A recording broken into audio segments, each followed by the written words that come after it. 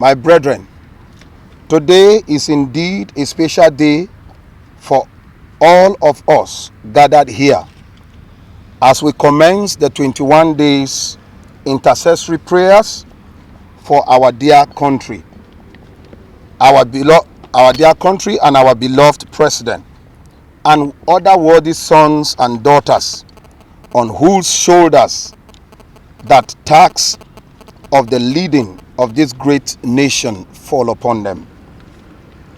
It is not by accident that we are gathered here today. It is indeed a divine mandate given to us by the Most High in fulfillment of his promise to liberate Nigeria from the clutches of the evil ones. In the book of Matthew chapter 18, verse 19 to 20, again I say to you that if two of you will agree on earth about anything that they may ask, it shall be done for them by my Father who is in heaven. For where 2 or 3 have gathered together in my name, I am there in their midst. We shall also pray for God's guidance and wisdom as they continue to render services to this country. We shall also pray for God in his infinite mercy to continue to protect them. We shall also be praying for our gallant troops engaged in various security operations against the country. We shall call on God to cover them with his armor of righteousness against all forms of evil.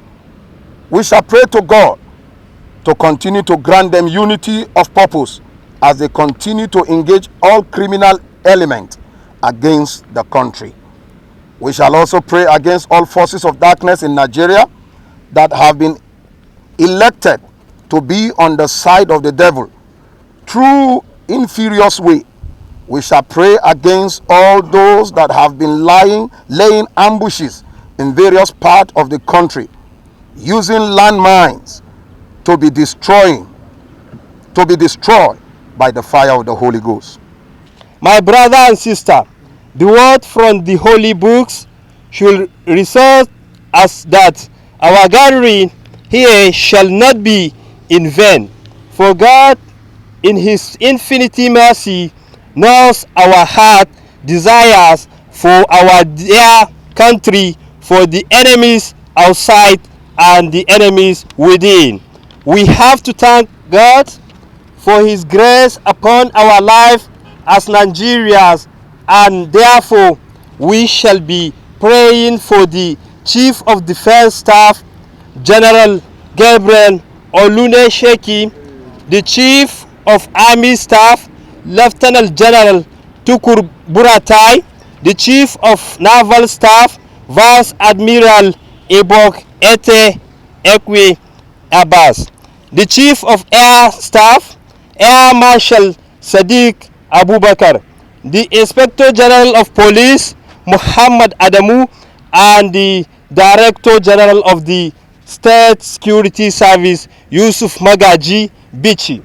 We can thank God enough for the numerous sufficiencies that have relegated the Boko Haram terrorist group to the ignoble act of planting landmines across the country, Nigeria.